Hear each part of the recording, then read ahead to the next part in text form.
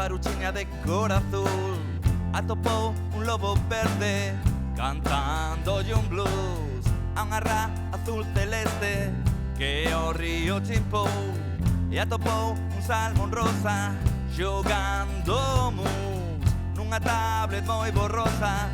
Pola beira pasou un coello violeta cun reloxo marrón e non tiña moita presa.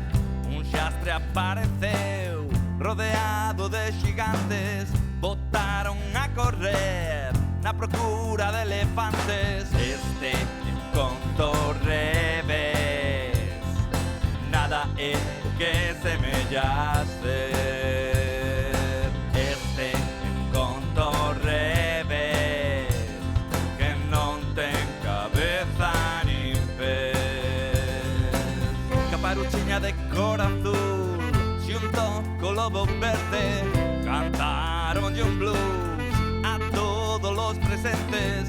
Bailaron a cachón ata o final do día, cando a festa rematou cada quen pra súa casiña. Este é un conto ao revés, nada é o que semella